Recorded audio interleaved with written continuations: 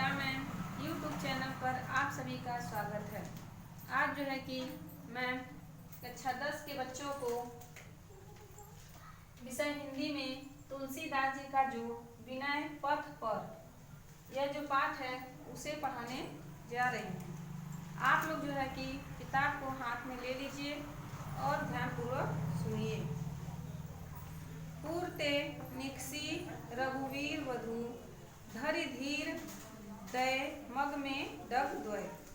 पूर्ते निकसी, पूर्व अयोध्या, जो अयोध्यावासी हैं, तो निकसी रघुवीर वधु श्री रामचंद्र जी, लक्ष्मण, वधु और उनकी पत्नी सीता जी, धरि धरते हैं, धीर मतलब धैर्य के साथ, दय मग मतलब रास्ते पर, डग द्वय दोनों कदम को। तो आप लोग इसको मिला के देखिए। तुलसीदास जी कहते हैं कि श्री रामचंद्र जी, लक्ष्मण और सीता जी अयोध्या से निकसी मतलब निकल करके वन पथ पर बड़े धैर्य के साथ निकल कर आगे आए और सीता जी जो है कि बड़े धैर्य के साथ ही 2 कदम रखी थी कि वे थक जाती हैं। झलकी भरी भाल कनी जल की पुट, झलकी मतलब झलकने लगता है, भरी भाल, भाल मतलब मस्तक पर से, कनी जल की बूंदे, कनी मतलब बूंदे, जो है कि वे बड़े धैर्य के साथ ही कदम को आगे रखती हैं कि उनके मस्तक पर से जल की बूंदे टपकने लगती हैं। पूट सूख गए मधुरा वह, पूट सूख गए मधुरा वह, और मधुराधर मतलब उनके सुंदर होठ जो है कि थकान से सूख जाते हैं। उनके जो सुंदर होठ हैं वह अत्यधिक थकावट से सूख जाते हैं। फिर पूछती हैं, तब फिर पूछती हैं मतलब फिर से पूछती हैं श्री रामचंद्र जी से। तो वे जो हैं कि श्री रामचंद्र से पूछती हैं कि चलनो अब केतिक, चलनो मतलब चलना है, अब केतिक मतलब कितना, अभी हमें कितना चलना है। पर्ण कुटी करिहो कित है, पर्ण मतलब पत्ते की कुटी, जो पर्ण कुटी है पंचवटी में, पत्ते की कुटिया कहाँ है, करिहो कित मतलब कहाँ, अभी कितना दूर है। तिय की, तो यहाँ पे ऊपर से एक बार उसका आप फिर से देख लीजिए। श्री रामचंद्र जी से सीता जी पूछती हैं कि अभी हमें कितना चलना है और जो है कि पत्ते की कुटिया कहाँ है। तिय की लखी आतुरता पिय की, तिय मतलब पत्नी की, लक्ष्य मतलब देख करके, आतुरता मतलब व्याकुलता, पिय की, पिय मतलब श्री रामचंद्र जी जो हैं, अखियां अपनी पत्नी की व्याकुलता को देख करके श्री रामचंद्र जी अखियां अति चारु चली जल जाए, उनके आंखों से अश्रुधारा, चारु चली जल जो है मतलब जल की धारा को बताया गया, अश्रुधारा जो है कि चलने लगती है। इसका अर्थ एक बार और देख लीजिए। तुलसीदास जी कहते हैं कि अयोध्या से राम, लक्ष्मण और सीता जी जो है कि बड़े ही धैर्य के साथ रास्ते पर वन पथ पर कदम रखते हैं कि वैभव में पली सुकुमारी सीता जी जो है कि थक जाती है। चलनी भरी भाल कनी, झलकी, तो यहाँ पे झलकने लगती हैं, भाल मतलब मस्तक से, उनके जो है कि थकान के वजह से सीता जी के मस्तक से जो है कि जल की बूंदें झलकने लगती हैं और थकावट से उनके अमृत के समान होठ जो है कि सूख जाते हैं। तब वे श्री रामचंद्र जी से पूछती हैं कि अभी हमें कितना चलना है और हमें जो है कि पत्ते की कुटिया, जो पड़ कुटी, पत्ते की कुटिया अभी कहाँ है। फिर जो है कि श्री रामचंद्र जी अपनी पत्नी की व्याकुलता को देख करके उनकी थकावट को जान जाते हैं और जो है कि श्री रामचंद्र जी के नेत्रों से अश्रुधारा बहने लगती है। तो इसमें प्रसंग है कि इसमें राम, लक्ष्मण और सीता जी के द्वारा अयोध्या से वन की तरफ जाते समय वर्णन किया गया है। इसका दूसरा देखिए, जल को गए लखन है लड़का, परिखो पिए छाह घरिक में ठाड़े। तो इसमें पहले देखिए, जल को गए हैं लखन, तो सीता जी जो है कि श्री रामचंद्र जी से कहती हैं कि जल लेने के लिए लखन मतलब लक्ष्मण जी गए हुए हैं। तो जो हमारे पुत्र के समान लक्ष्मण है वह जल को लेने के लिए गए हैं। तब तक परिखो पिए, परिखो मतलब होता है प्रतीक्षा कर लें। तो हे प्रिय, तब तक हम उनकी यहीं छाह में घड़ी भर प्रतीक्षा खड़े होकर कर लें। इसका अर्थ मिला के देख लीजिए। इसमें तुलसीदास जी कहते हैं कि सीता जी श्री रामचंद्र जी से कहती हैं कि हमारे जो पुत्र लक्ष्मण हैं वह जल को लेने के लिए गए हैं। तब तक यहीं पेड़ के नीचे जो है कि हम छाह में खड़े होकर उनकी प्रतीक्षा कर लें।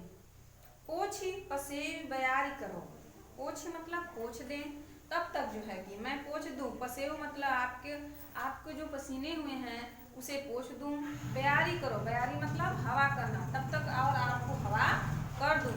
और पाए पखारी हाँ भूभुरी ठाड़े, और मतलब और पाँव को, आपके जो पाँव हैं पखारी उसको धो दूं। भूभुरी ठाड़े, भूभुरी मतलब कि गर्म रेत पर, जल पर, गर्म रेत पर चलने से जो आपके पैर जल रहे हैं उसे मैं धो दूं। तो इसको मिला के देखिए, तो सीता जी कहती हैं कि यही खड़े होकर तब तक मैं आपके पसीने को पोंछ दूं और हवा कर दूं, और गर्म रेत पर चलने से आपके पैर जल रहे होंगे तो उसे भी मैं धो दूं।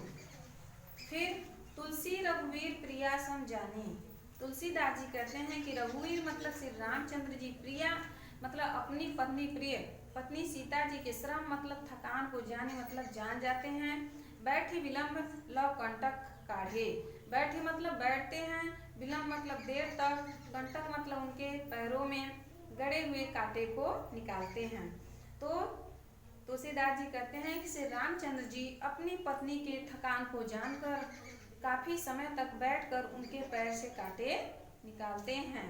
जानकी नाह को नेह लक्ष्यो, जानकी सीता जी, नाह मतलब उनके नेह लक्ष्यो प्रेम को देख करके, सीता जी जो है कि श्री रामचंद्र जी के प्रेम को देखकर पुलको तनु बारी विलोचन बाढ़े, पुलकित होती हैं तनु, और उनके शरीर में जो उनका शरीर होता है वह पुलकित होता है।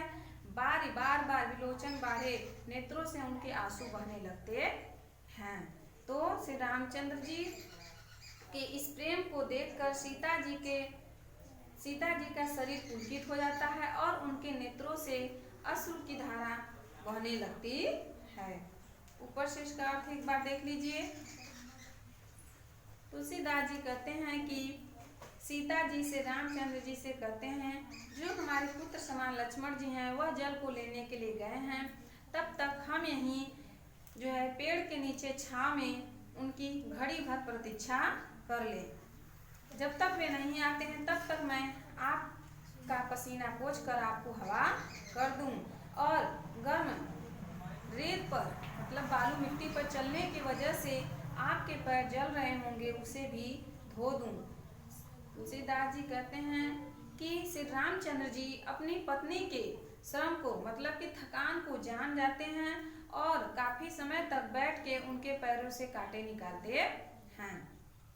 जानकी सीता जी श्री रामचंद्र जी को इस प्रेम को देख करके पुलकित होती हैं और जो है कि उनके नेत्रों से आंसू की धारा बहने लगती है। तो इसमें जो है कि प्रस्तुत में प्रसंग है कि यहाँ सीता जी के थकान और जो है कि श्री रामचंद्र जी के स्नेह का वर्णन किया गया है। इसमें अगला है, रानी में जानी अजानी महापही पावन हूँते कठोर हियो हैं। तो इसमें तुलसीदास जी कहते हैं एक सखी दूसरी सखी से बात करती है कि हे सखी मैं जान गई हूँ, मैं जानी मतलब मैं जान गई हूँ कि रानी ने इन कठोर हृदय वालों, पहले इसका अर्थ देख लीजिए। जानी अनजानी, अनजानी मतलब महामूर्ख, महा मतलब महान मूर्ख हैं, पविपाहन हूँ, और वे पत्थर के समान कठोर हृदय वाली हैं। तो यहाँ पे इसका अर्थ होगा, हे सखी मैं जान गई हूँ कि रानी ने ही इन जो है कि कोमल शरीर वालों को जो है कि वनवास दिया है। पविपाहन हूँ और उनका हृदय पत्थर के समान कठोर और वह महामूर्ख हैं। तो इसमें सखी का एक सखी दूसरी सखी से कहती है, हे सखी मैं जान गई हूँ कि रानी ने ही इन कोमल शरीर वालों को जो है कि वनवास दिलाया है और उनका जो हृदय है वह पत्थर के समान कठोर और वह महामूर्ख भी हैं। राजहु काज अकाज न जान्यो, कहियो तीव की कान कियो। तो उसमें वो सखी दूसरी सखी से कहती है कि राजा ने भी राजहु काज मतलब उचित अनुचित का, राज्य में जो क्या उचित है क्या अनुचित है उसका गहन अध्ययन न करके कहियो तीय की, तीय मतलब पत्नी की, कहियो मतलब कहना, तो अपनी पत्नी का कहना मान करके उन्होंने उन सभी को उन कोमल सुकुमार राजाओं को वनवास दिया है। तो वह कहती हैं कि राजा ने भी उचित अनुचित क्या सही है और क्या गलत है उसका गहन अध्ययन न करके अपनी पत्नी का कहना मान करके उन्हें वनवास दे दिया है। ऐसी मनोहर मूर्ति ये बिछुड़े कैसे प्रीतम लोग जियो हैं। ऐसी मनोहर मतलब मन को हर लेने वाली मूर्ति से ये बिछुड़े मतलब बिछुड़ करके कैसे कैसे प्रीतम मतलब प्रिय लोग, इसके प्रेमी लोग जीवित होंगे। तो वह कहती हैं कि ऐसी मन को मोहित कर लेने वाली मूर्ति से अर्थात सूरत से बिछड़ करके इसके प्रिय लोग, इसको चाहने वाले इन लोगों को वे कैसे जीवित होंगे। आखिन में सखी राखिबे जो, आखिर मतलब आंखों में, सखी मतलब हे सखी, तो वह कहती हे सखी यह तो आंखों में राखिबे रखने जोग मतलब योग्य हैं। तो हे सखी यह तो आंखों में जो है कि रखने योग्य हैं। इन्हें किम कै वनवास दियो, इन्हें किम कै मतलब किस निष्ठुर ने वनवास दे दिया है। तो यह तो हे सखी ये तो आंखों में रखने योग्य हैं, इन्हें जो है कि किस निष्ठुर ने वनवास दे दिया है। ऊपर से एक बार इसका अर्थ देख लीजिए। तुलसीदास जी कहते हैं कि एक सखी दूसरी सखी से बात करके कहती है कि हे सखी मैं जान गई हूँ कि रानी ने ही इन्हें जो है कि वनवास दिलाया है। उनका हृदय पत्थर के समान कठोर और वह महामूर्ख है। राजा ने भी उचित अनुचित क्या सही है और क्या गलत उसका पहचान न करके अपनी पत्नी का कहना मान करके उन्हें वनवास दे दिया है। तो वह कहती हैं ऐसी मन को हरने वाली मूर्ति से वे बिछुड़ कर इनके प्रीतम लोग कैसे जीवित होंगे। हे सखी यह तो आंखों में रखने योग्य हैं, इन्हें किस निष्ठुर ने वनवास दे दिया है। तो इसमें प्रसंग है कि वे सखी आपस में बात करती हुई कह रही हैं कि इन्हें जिस किसी ने भी वनवास दिया है उनका हृदय पत्थर के समान कठोर है। अगला देखिए इसका, शीर्ष जटा उर बाहु विशाल। जब श्री रामचंद्र जी रास्ते में, रामचंद्र जी लक्ष्मण और सीता जी रास्ते में जा रहे हैं तो वहाँ की ग्राम वधुएं जो हैं कि देख करके इन्हें आपस में बात करती हैं। शीर्ष जटा जिनके सिर पर, शीर्ष मतलब सिर पर, जटा मतलब जटाएं हैं, उर मतलब हृदय, बाहु मतलब भुजाएं, विशाल मतलब बड़ी हैं। जिनका हृदय और बाहु मतलब भुजाएं विशाल हैं। विलोचन लाल जिनके नेत्र लाल हैं। तिरछी सी भौहें, तिरछी मतलब तिरछी, भौहें मतलब भौहें, और जिनकी भौहें जो है कि तिरछी हैं। तून सरासन बाण धरे। तून मतलब जो है कि यहाँ पे तरकस है। सरासन मतलब धनुष, तरकस धनुष और बाण मतलब बाण, तरकस धनुष और बाण धरे मतलब धारण किए हुए हैं। तुलसी वन मार्ग में सूठ सोए। तुलसीदास जी कहते हैं कि वन मार्ग में, वन रास्ते पे, वन पथ के रास्ते पर जाते हुए, सूठी मतलब सुंदर, सोहे मतलब सुशोभित हो रहे हैं। तो तुलसीदास जी कहते हैं कि श्री रामचंद्र जी वन मार्ग में जाते हुए अत्यधिक सुशोभित हो रहे हैं। सादर बारही बार सुहाय चितै, तुम तो हमरो मन मोहे।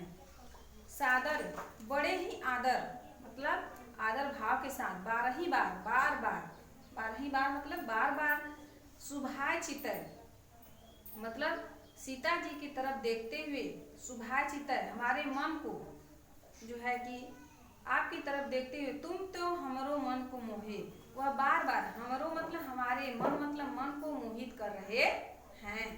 तो वे आपस में बात करते हैं, कहते हैं कि वे बड़े ही आदर के साथ बार बार सीता जी की तरफ देखते हुए हमारे मन को अत्यधिक मोहित कर रहे हैं। पूछती ग्राम वधू सिय सो, पूछती हैं ग्राम वधू, ग्राम की स्त्रियां, सिय मतलब सीता जी से, सो कहो सांवरे से, कि आप हमें बताइए यह जो सांवरे से हैं सखी रावरे को हैं। तो कि हे सखी रावरे मतलब वह जो हैं को हैं, कौन हैं, वे आपके क्या लगते हैं। ऊपर से अर्थ एक बार देख लीजिए। वे सखियां आपस में बात करती हैं, मतलब ग्राम की वधुएं आपस में बात कर रही हैं कि जिनके सिर पर जटाएं हैं, हृदय और भुजाएं विशाल हैं, जिनके बड़ी बड़ी नेत्र हैं वह लाल हैं और भौहें भी तिरछी हैं, और वे तरकस धनुष बाण को धारण किए हुए वन मार्ग में जाते हुए हमारे मन को मोहित कर रहे हैं, मतलब सुंदर लग रहे हैं। सादर बारही बार सुभाए, बड़े ही आदर भाव के साथ सीता जी की तरफ मतलब आपकी तरफ देखते हुए वह हमारे मन को मोहित कर रहे हैं। पूछती फिर यह सोच कर मन में, राम की स्त्रियां जो है सीता जी से पूछती हैं कि वह सांवरे से, हे सखी वे सांवले से जो हैं वह आपके क्या लगते हैं। इसमें जो है कि प्रसंग है कि आपस में जो स्त्रियां हैं वह सीता जी से पूछती हैं कि वे जो हैं सांवरे से वो आपके कौन लगते हैं। सुनि सुंदर बैन सुधारस साने, अगला देखिए इसका, सुनी सुन करके, सुंदर बैन मतलब बाड़ी, सुधा रस माने मतलब साने, अमृत के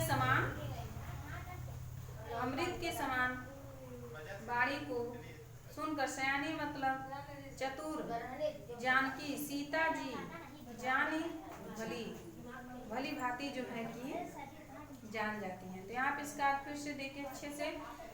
तुलसीदास जी कहते हैं कि अमृत के समान ग्राम वधुओं की सुंदर बाड़ी को सुन करके चतुर सीता जी उनकी बातों को भली भांति समझ जाती हैं।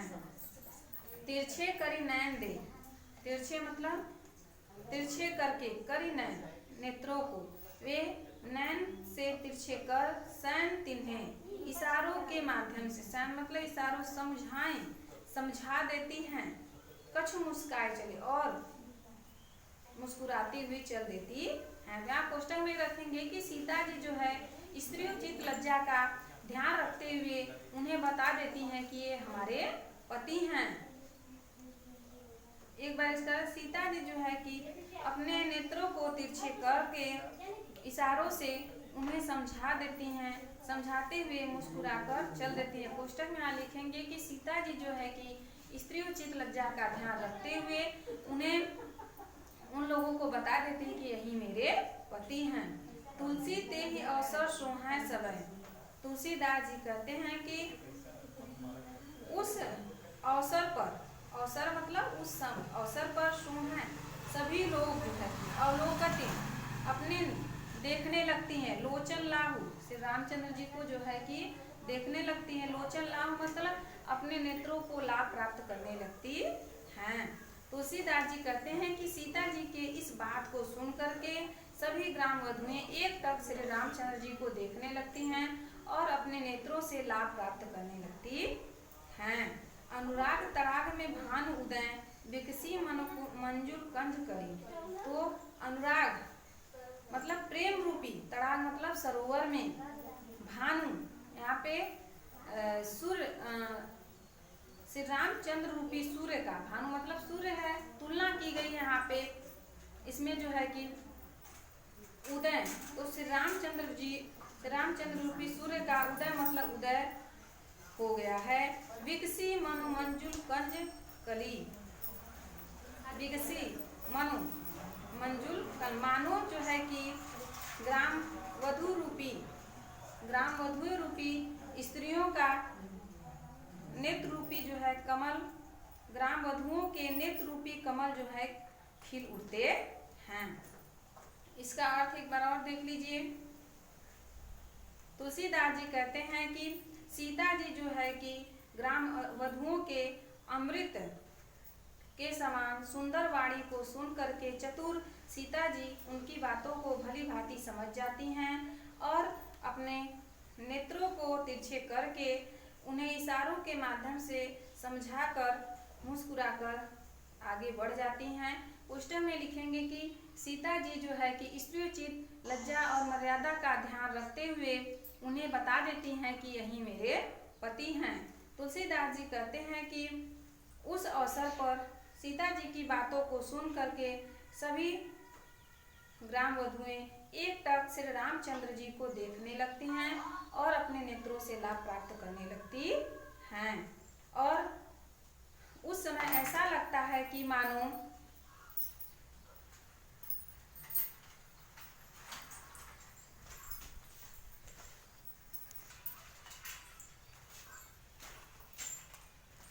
आप लोगों को बताया जा रहा था नीचे वाला लाइन कि तुलसीदास जी कहते हैं कि प्रेम रूपी तालाब में श्री राम रूपी सूर्य का उदय हो गया है, मानो